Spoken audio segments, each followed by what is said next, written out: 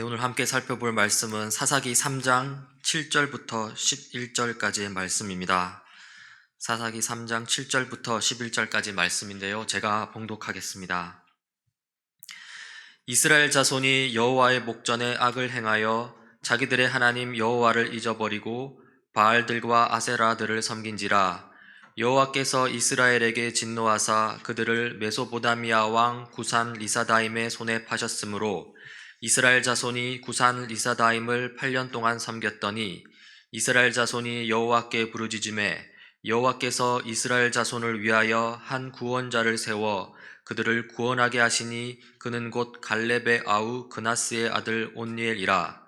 여호와의 영이 그에게 임하셨으므로 그가 이스라엘의 사사가 되어 나가서 싸울 때에 여호와께서 메소보다미아 왕 구산 리사다임을 그의 손에 넘겨주심에 온니엘의 손이 구산 리사다임을 이기니라. 그 땅이 평온한 지 40년에 그나스의 아들 온니엘이 죽었더라. 아멘.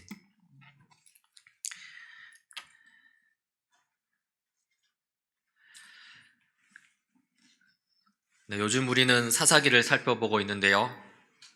이제 여호수아가 죽고 난 뒤에 많은 사사들이 차례로 등장하고 저물면서 이스라엘 나라를 이끌어가고 있습니다. 그 중에 첫 번째 사사가 이제 바로 오늘 온니엘입니다. 이 온니엘에 관한 이 성경 진술을 통해서 우리는 사사기에 나타나는 어떤 패턴을 명확하게 좀 살필 수 있습니다. 사사기에 나타나는 패턴은 이렇습니다. 이스라엘의 우상 숭배, 하나님의 징벌, 그리고 이스라엘의 울부짖음, 그리고 사사를 통한 하나님의 구원, 이 패턴이 계속 반복적으로 이렇게 등장하는데요. 여기서 이 온니엘 이야기가 나오는 부분이 오늘 읽은 이 7절부터 11절까지입니다. 여기서 먼저 제가 3장 7절을 먼저 읽어보겠습니다. 이스라엘 자손이 주 하나님을 저버리고 바알과 아세라를 섬겨 주님께서 보시기에 악한 일을 저질렀다. 이 말씀에 따르면 이스라엘 자손이 하나님을 저버렸다고 나오죠. 히브리 원어로는 이 하나님을 잊어버렸다, 기억하지 못했다는 의미인데요. 그러면서 동시에 이 바알과 아세라를 섬긴다고 나옵니다. 이 우상 숭배를 한 것이죠. 이 하나님을 기억하지 못하니까 우상을 숭배하게 된다는 것인데요. 여기서 우리는 사사기 패턴이 시작되는 것을 봅니다. 우상 숭배 말이죠. 이 사사기 패턴의 첫 번째입니다. 그리고 다음으로 3장 8절입니다. 주님께서 이스라엘 백성에게 크게 분노하시고 그들을 메소포타미아 왕 구산 리사다임의 손에 넘겨주셨다. 이스라엘 자손이 구산 리사다임을 8회 동안 섬겼다. 이스라엘이 하나님을 잊어버리고 우상 숭배를 하니까 당연히 하나님께서 그냥 두실 리 없겠죠. 그래서 어떻게 하시냐면 이 메소포타미아 왕으로 하여금 이스라엘 자손들을 공격하게 합니다. 그래서 이스라엘 자손은 메소포타미아 왕에게 8년 동안 괴롭힘을 당하고요. 이것은 그리고 하나님의 징벌에 해당하는 것입니다. 이것은 사사기 패턴의 두 번째죠. 그리고 세 번째로 3장 9절 전반부입니다. 이스라엘 자손이 주님께 울부짖으니 이렇게 하나님의 징벌을 받고 보니 너무 괴로운 이스라엘 자손들입니다. 이 8년이라는 시간을 괴롭힘 당하다가 결국에는 항복을 하는데요. 하나님께 항복을 하는 것이죠. 아마 8년이라는 시간 동안 많은 세상적인 방법을 시도했을 것입니다. 그들의 방식대로 군사적인 저항도 시도해 봤을 것이고요. 때로는 포기하는 것도 생각해 보았을 수 있습니다. 그러나 아무것도 소용없었고요. 그 어떤 것도 평안을 주지 못했고요. 결국에는 하나님을 붙들 수밖에 없었습니다. 그래서 하나님께 살려달라고 울부짖는 것이죠. 그래서 이 이스라엘의 울부짖음, 이것이 사사기 패턴의 세 번째 같습니다. 그리고 마지막으로 3장 9절 후반부부터 11절까지입니다. 주님께서 그들을 구하여 주시려고 이스라엘 자손 가운데서 한 구원자를 세우셨는데 그가 곧 갈렙의 아우 그나스의 아들 온니엘이다. 주님의 영이 그에게 내리니 온니엘은 이스라엘의 사사가 되어 전쟁터에 싸우러 나갔다. 주님께서 메소포타미아 왕 구산 리사다임을 온니엘의 손에 넘겨주셨으므로 온니엘은 구산 리사다임을 쳐서 이길 수 있었다. 그 땅은 그나스의 아들 온니엘이 죽을 때까지 40년 동안 전쟁이 없이 병원하였다. 네, 이스라엘의 울부짖음을 들으시는 하나님입니다. 하나님은 이스라엘을 구원하시기 위해 한 구원자를 세우시는데요. 그의 이름은 온니엘입니다. 이 온니엘에게 하나님의 영이 임하자 그는 지체 없이 전쟁터에 싸우러 나갑니다. 그리고 온니엘은 메소포타미아 왕을 물리칩니다. 그리고 나서 이스라엘 나라는 40년 동안 전쟁 없는 평안을 누리는데요. 이것은 사사기 패턴의 네 번째 이 하나님의 구원입니다. 이 사사기에서 이 정도로 깔끔하게 사사기 패턴이 나타난 곳이 없습니다. 실제로 온니엘에 대한 기록에는 군더더기가 없는데요. 다른 사사들의 이야기를 보면 너무 생략해버리거나 또는 아니면 사사들의 약점이나 이 부족함으로 인해서 막 이야기가 좀 복잡해지면서 이 사사기 패턴이 좀 가려지는 경향이 있습니다. 하지만 온니엘 이야기는 그렇지 않습니다. 그래서 오늘은 이 온니엘 이야기를 통해서 사사기 패턴이 우리 신앙에 주는 의의가 무엇인지 좀 살펴보고자 합니다. 온니엘 이야기에서 우리는 몇 가지 신앙적 교훈을 발견할 수 있습니다. 먼저 사사기 패턴 가운데 첫 번째, 우상 숭배와 관련된 것입니다. 이 사사기 패턴에서 이스라엘 자손들은 가장 먼저 우상 숭배에 빠지는데요. 여기서 우리는 이스라엘이 도대체 왜 우상 숭배에 빠지게 되었는지 의문을 가질 수 있습니다. 충분히 이런 의문을 가질 수 있는 게 언뜻 생각해보면 이스라엘 자손들은 우상 숭배에 빠질래야 빠질 수 없는 그런 민족이기 때문에 그렇습니다. 이스라엘 자손들은 이 출애굽 때 하나님의 놀라운 역사심을 경험했습니다. 10가지 재앙이라든가 불기둥과 구름기둥, 홍해가 갈라지고 이집트 군대가 전멸당한 것도 있죠. 그것뿐만 아니라 광야 생활 때도 하나님의 인도하심과 이 보호하심을 충분히 경험했습니다. 광야에서 필요할 때마다 물을 내주시고 매일 아침마다 만나를 내주시고 그리고 신발은 40년 동안 닳아 없어지지 않고 그렇죠. 그리고 그때 이 광야 40년 동안 이 구름기둥과 불기둥의 인도하심이 계속 또 있었고요. 그리고 가나안 땅 정복 때도 마찬가지입니다. 요단강을 기적적으로 건넜죠. 그리고 여리고 성도 기적적으로 무너뜨렸습니다. 이 모든 하나님의 역사심은 이스라엘 자손들로 하여금 도저히 우상 숭배할 수 없도록 만든다는 것이죠. 도대체 이 전능하신 하나님을 두고서 어떻게 우상 숭배를 할 수 있느냐는 것입니다. 그러나 결국에는 이스라엘 자손들이 우상 숭배를 했고요. 그게 바로 3장 7절의 내용이죠. 이스라엘 자손이 주 하나님을 저버리고 바알과 아세라를 섬겨 주님께서 보시기에 악한 일을 저질렀다. 이미 앞서 살펴보았듯이 이 하나님을 저버렸다라는 말의 원래 의미는 하나님을 잊어버렸다, 하나님을 기억하지 못했다는 것입니다. 그리고 나서 바알과 아세라를 섬겼다, 우상을 섬겼다고 나오는데요. 이 우상 숭배의 원인이 무엇이냐 하면 결국 바로 하나님을 기억하지 못해서라는 것입니다. 종교개혁자 이 칼빈에 따르면 인간의 중심에는 종교의 씨앗이 심겨져 있다고 합니다. 종교의 씨앗이 뭐냐 하면 쉽게 말해서 하나님을 찾는 마음이라고 할 수 있습니다. 사람은 누구든지 하나님을 찾습니다.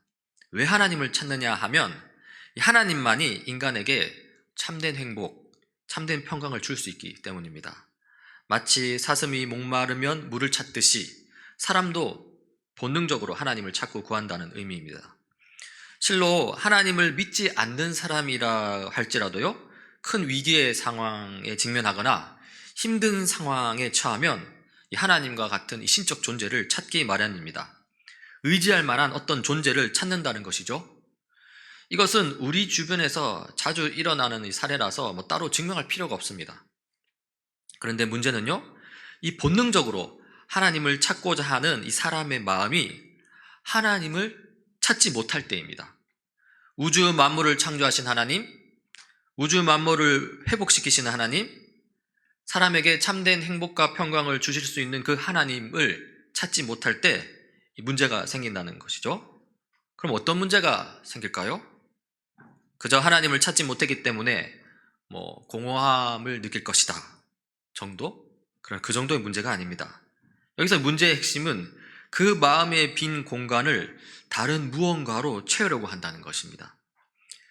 그리고 채우려고 하는 게 그 무엇이든 간에 그것이 하나님이라는 존재가 아니라면 그것은 우상이고 그냥 텅텅 빈 공간으로 두는 것보다 훨씬 더 나쁜 상황입니다. 이스라엘 자손은 하나님을 기억하지 못하면서 그리고 하나님을 잊어버리면서 그때 생긴 자기 마음의 빈 공간을 그대로 두지 않았습니다. 곧바로 무언가로 채웠습니다. 무엇으로 채웠죠? 네, 바로 바알과 아세라로 채워 넣었습니다. 그리고 바알과 아세라가 원하는 삶을 살았습니다. 경쟁하고 시기하고 질투하고 힘이 있으면 이웃을 억압하고 힘이 없으면 도리어 약탈당하고 정말 나쁜 상황인 것이죠. 그런데 우리도 마찬가지입니다. 우리가 하나님을 기억하지 못하면요, 이 하나님을 기억하게 하는 성경 이야기를 알지 못하면요, 우상이 들어옵니다. 세상의 이야기가 우리 삶을 지배하게 된다는 것이죠. 쾌락이 우상이 될 수 있고요, 돈이 또 그렇게 될 수 있습니다. 명예도 돈 못지않은 우상입니다. 어떤 사람은 이렇게 말할 수도 있겠습니다. 하나님도 아니고 우상도 아닌 그냥 중립 상태로 자리를 지키면 된다. 그러나 이것은 불가능입니다. 중립 상태, 이 진공 상태, 그런 것은 없습니다. 사람의 마음은 무조건 무언가로 채우기 마련입니다. 하나님이냐 아니면 우상이냐, 이 본능적으로 둘 중에 하나를 선택한다는 것이죠. 이미 저번 주일에 충분히 이야기했는데요, 이 성경 이야기를 통해 기독교 신앙이 전수되고 기독교 신앙인으로 살아갈 수 있다는 점을 이야기했는데요, 이 성경 이야기가 내 삶에서 울려 퍼지지 않는다면 이 타락한 세상 이야기가 내 삶을 점령할 것입니다. 그렇게 되면 성경 이야기를 따라 사는 삶이 아니라요, 타락한 세상 이야기를 따라 사는 삶을 살게 됩니다. 그 결과 불안한 마음이 가득한 채로, 심지어 두려움이 가득한 마음으로 이 세상을 살아가는 것이죠.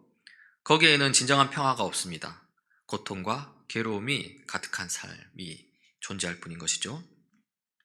이렇게 우상숭배는 사사기 패턴의 첫 번째입니다. 그리고 사사기 패턴의 두 번째가 바로 하나님의 징벌이죠. 사사기 3장 8절인데요. 주님께서 이스라엘 백성에게 크게 분노하시고 그들을 메소포타미아 왕 구산 리사다임의 손에 넘겨주셨다. 이스라엘 자손이 구산 리사다임을 8해 동안 섬겼다. 이스라엘은 하나님의 징벌을 받습니다. 어떤 징벌을 받습니까? 이 주변 나라 메소포타미아 왕의 지배를 받는 것이죠. 이스라엘은 8년 동안 메소포타미아 왕의 지배를 받으면서 괴롭힘을 당합니다.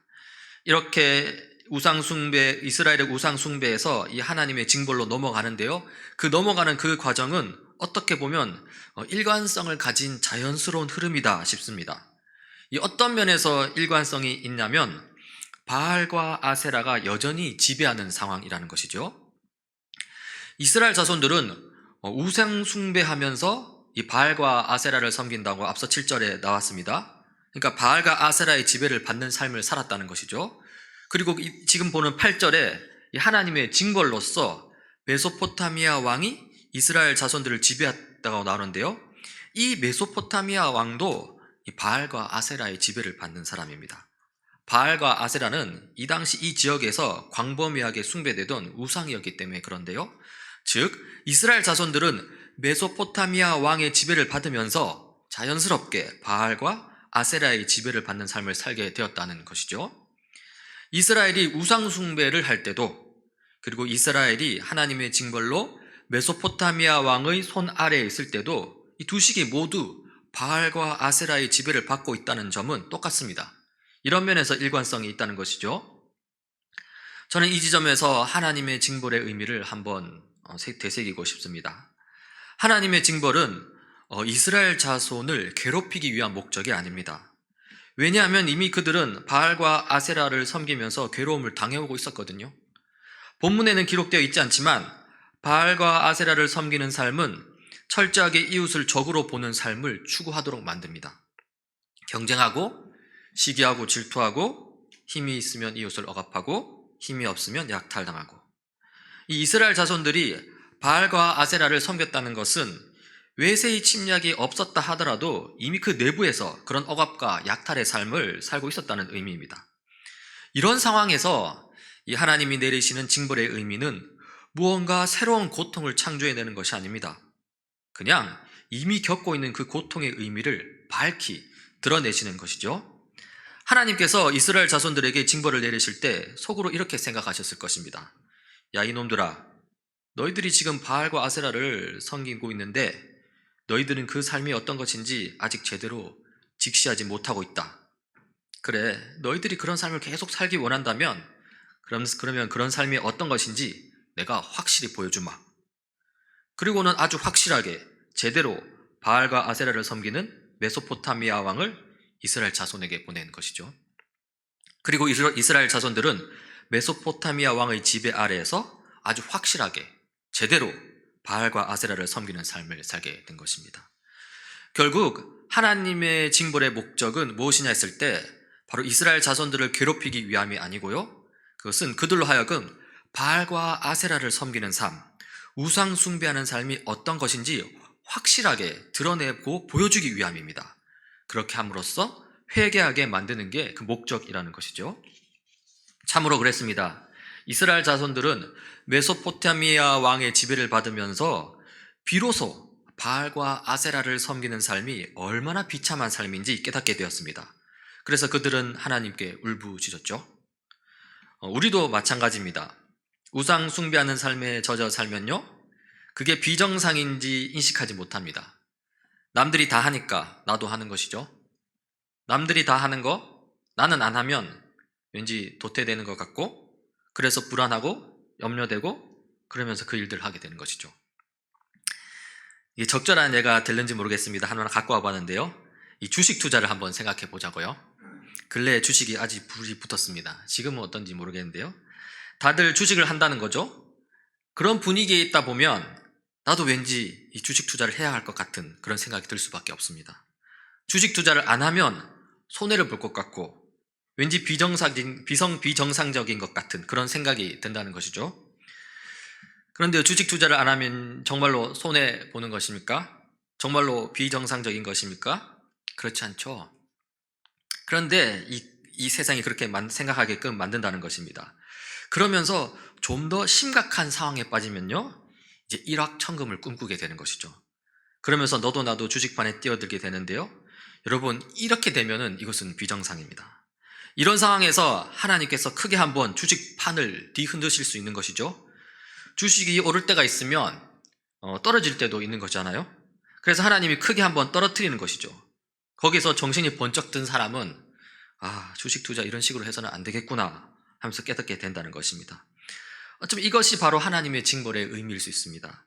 우리가 정상적으로 받아들이고 있는 우상 숭배의 삶에 대해서, 그것에서 그러한 삶의 방식 안에서 우리에게 충격을 주시는 것이죠. 균열을 일으키시는 것이고요, 깨뜨리시는 것입니다.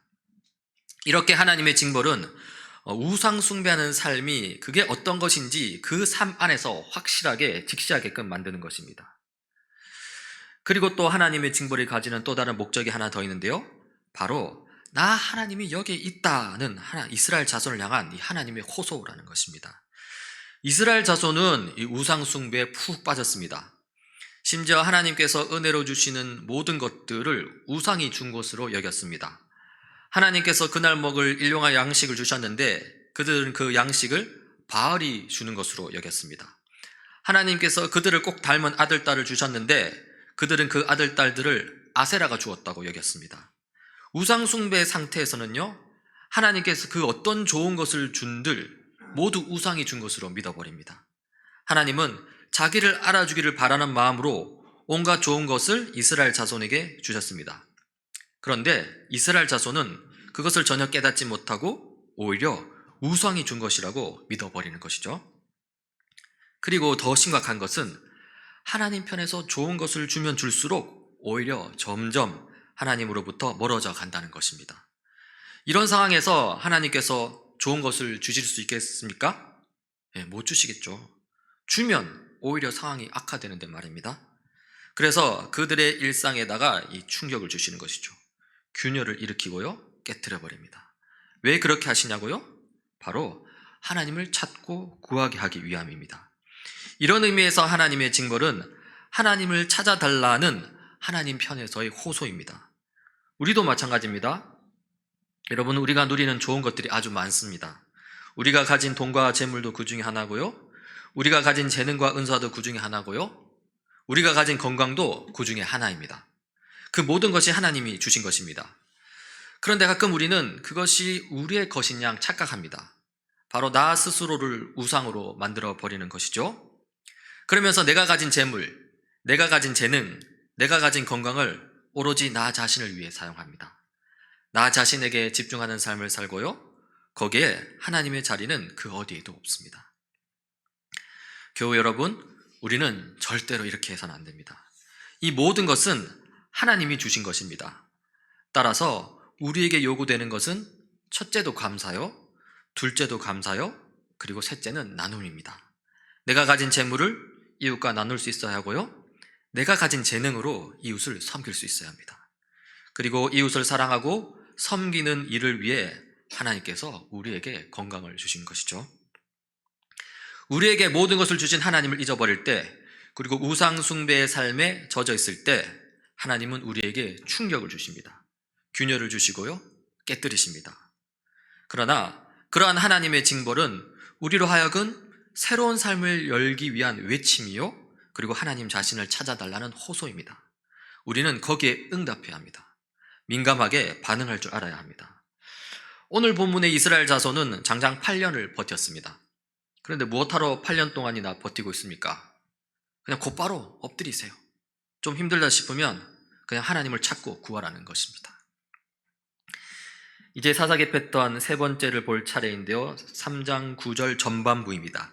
이스라엘 자손이 주님께 울부짖으니, 비록 8년 동안이나 버텼지만 그러나 하나님을 찾고 구하며 울부짖었습니다. 그것은 잘한 일이죠. 다행입니다. 저는 이 지점에서 이스라엘 자손을 칭찬하고 싶습니다. 하나님의 징벌이 주는 상처가 있습니다. 다른 측면에서는 우상 숭배로 인한 상처라고 할 수도 있겠는데요. 물론 하나님께서는 이 악한 의도로 징벌하시거나 지독한 상처를 남기시려고 징벌하시는 분이 아닙니다. 그러나 간혹 하나님의 징벌의 의미를 제대로 깨닫지 못하고 그 마음의 깊은 상처로 묻어두는 경우가 있습니다. 그 경우에 하나님을 점차 멀리하게 되는 것이죠. 하나님에 대한 원망이 쌓이고요, 하나님께 분노합니다. 그러다가 좌절하고 그리고 또 실망합니다. 그렇게 점차 하나님으로부터 멀어져 가는 것이죠. 하지만 그러면 안 됩니다. 원망할 수도 있고 분노할 수도 있고 실망하거나 좌절할 수 있습니다. 그러나 포기하면 안 됩니다. 끝까지 하나님을 찾고 구해야 합니다. 언제까지 하나님을 찾고 구해야 할까요? 징벌 때문에 하나님을 찾고 구한다는 마음이 없어질 때까지 찾고 구하면 됩니다. 가만히 생각해 보면요, 우리가 하나님을 찾고 구하는 이유는 하나님의 징벌에만 있는 것이 아닙니다. 우리가 하나님을 찾고 구하는 이 궁극적인 이유는 하나님만이 내 삶의 유일한 피난처이자 안식처이기 때문입니다. 하나님 안에서만 이 참된 평강을 누릴 수 있다는 것이죠. 우리는 이 사실을 깨달아야 합니다. 이 찾고 구하는 수준이 단순히 징벌 때문이라는 어린 아이 신앙을 넘어서야 합니다. 하나님만이 내게 참된 평강을 줄 수 있다는 이 어른의 신앙으로 이 수준이 자라야 한다는 것이죠. 따라서 언제까지 하나님을 찾고 구해야 하냐면요, 죽을 때까지 찾고 구해야 됩니다. 주님 다시 오실 때까지 찾고 구해야 합니다. 이 하나님을 찾고 구하는 수준이 다르다는 것인데요, 하나님의 징벌이 두려워서 하나님을 찾고 구하는 것, 그리고 하나님의 사랑이 그리워서 하나님을 찾고 구하는 것, 이 분명한 차이가 있습니다. 이 차이를 우리가 방금 살펴보고 봤는데요, 또 이 차이를 우리가 사사기 패턴 네 번째에서도 이끌어낼 수 있습니다. 이 네 번째 패턴 네 번째는 3장 9절 후반부터 11절까지입니다. 주님께서 그들을 구하여 주시려고 이스라엘 자손 가운데에서 한 구원자를 세우셨는데 그가 곧 갈렙의 아우 그나스의 아들인 온니엘이다. 주님의 영이 그에게 내리니 온니엘은 이스라엘의 사사가 되어 전쟁터에 싸우러 나갔다. 주님께서 메소포타미아 왕 구산 리사다임을 온니엘의 손에 넘겨주셨으므로 온니엘은 구산 리사다임을 쳐서 이길 수 있었다. 그 땅은 그나스의 아들 온니엘이 죽을 때까지 40년 동안 전쟁이 없이 평온하였다. 이 하나님의 징벌이 보여주는 우상 숭배의 삶이 얼마나 무거운 것인지 깨달아지면요, 깨달아지면서요, 이스라엘 자손들은 하나님을 찾고 구합니다. 그렇게 하나님을 찾고 구하니까 하나님께서 응답해 주십니다. 이 여호수아와 갈렙이 하죠. 그 유명한 갈렙의 조카입니다. 그 온니엘을 하나님께서 불러 세우셨습니다. 온니엘에게 하나님의 영을 부어주시고요, 그 온니엘로 하여금 우상 숭배자 메소포타미아 왕을 쳐 부수게 하죠. 그리고 이스라엘은 40년 동안 전쟁이 없이 평온한 삶을 경험하게 됩니다. 자, 이 지점에서 질문 하나 던져봅시다. 40년 동안 전쟁이 없이 평온하다고 했는데 어떻습니까?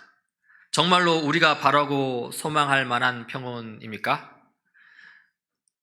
저는 이 부분을 읽으면서 마냥 긍정적이지만은 않았습니다. 아마 여러분도 마찬가지일 겁니다. 왜냐하면 제한이 걸려 있거든요. 온니엘이 살 동안에만 평온했다는 것입니다. 그게 40년이었다는 것이죠. 그러면 40년 이후에는 어떻게 되었을까요? 그 다음 절 12절에 나옵니다. 제가 읽어보겠습니다. 이스라엘 자손이 다시 주님께서 보시기에 악한 일을 저질렀다.